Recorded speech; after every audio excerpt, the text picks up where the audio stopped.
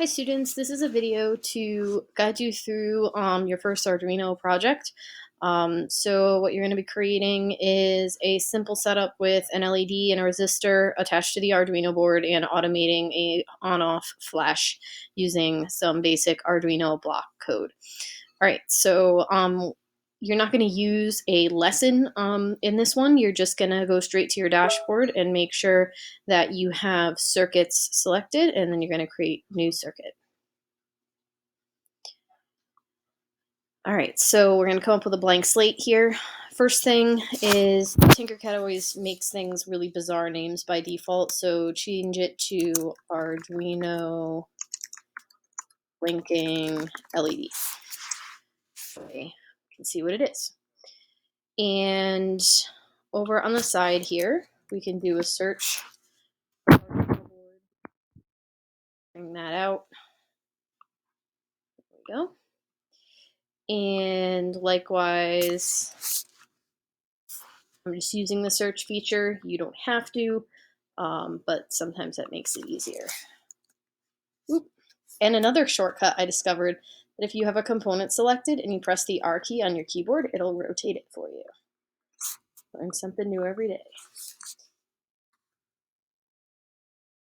All right, so then last but not least, we have our resistor. Okay, so these are the three components that we're going to need to build our circuit. So a couple things before we connect our components together. We talked in the previous lesson about how the Arduino board has different areas. It's got a power area, which we can use to power a breadboard that has components connected to it.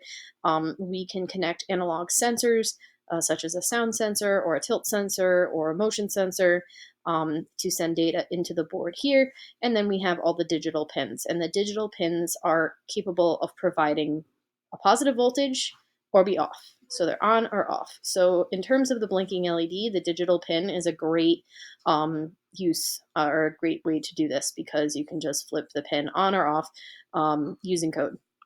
So first thing I want to show you is if we hit start simulation, the USB cable plugs in, providing power.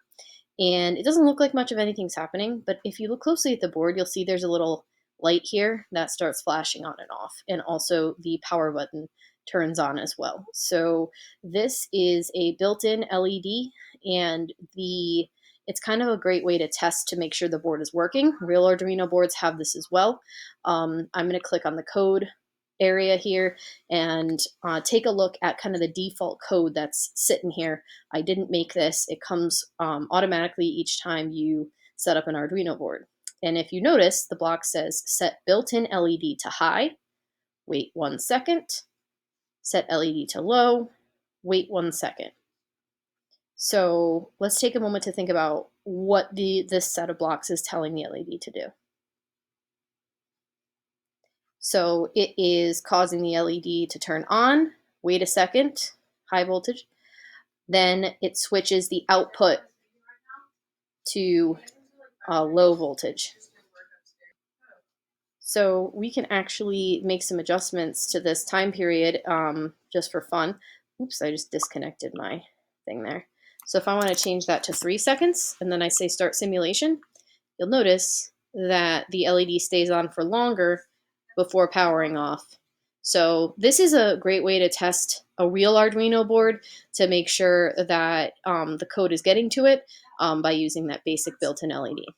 But I'm actually going to toss this code out because we're not going to use it for this lesson. All right, put the code thing away. All right, so let's hook this up.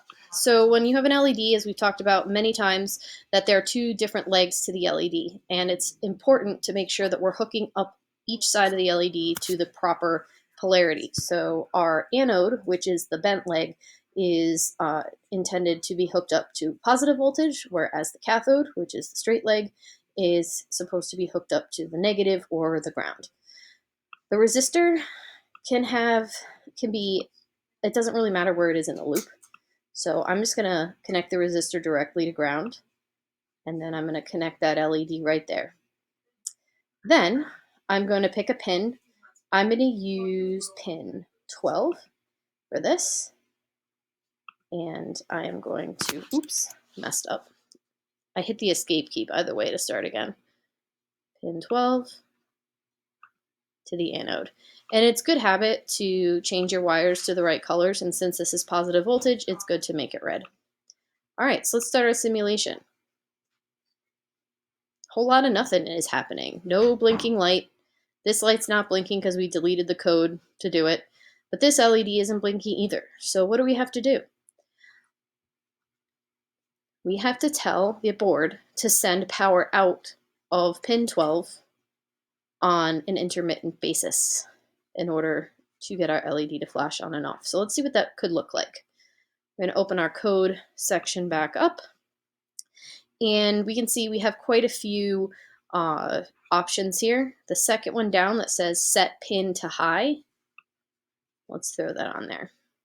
So obviously we're working from pin 12, so we're going to switch this to pin 12, and we go to the control tab, and let's put a wait command in there. 1 second is fine for the time being. And then we're going to grab one more of these because we want pin 12 after 1 second to go back to low voltage, or really 0 voltage. So on, wait, off, and let's put one more wait in there. Sweet. All right, let's hit start. And there you have it. Light flashing on and off. So this is going to go on for as long as we let it. And there's a couple of things that are actually built into the blocks that are sort of behind the scenes. And we will start out using block code as our way of programming the Arduino, because it's a great way to kind of start thinking about the logic and what has to do what. But just to show you guys, if we switch over to text and we get to see the actual Arduino code, we see a couple of other things happening in the background. We say that pin 12 is an output, which means we're telling the board that pin 12 is going to send current out. We're defining it as a source of positive voltage out. That's what this first command is doing. The second command, which contains a loop, we have the digital write high, which means send out high voltage. We have it wait, and then we have it switch to low voltage, which is off. Then we wait, and then it starts over. And this is just going to loop and run forever and ever and ever and ever until we hit stop. Eventually, once we get into writing real Arduino code, we will actually work here in the text section and practice actually setting up this syntax from the ground up.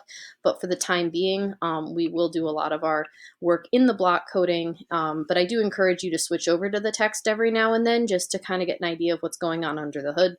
But for now, the blocks are an excellent way to get started.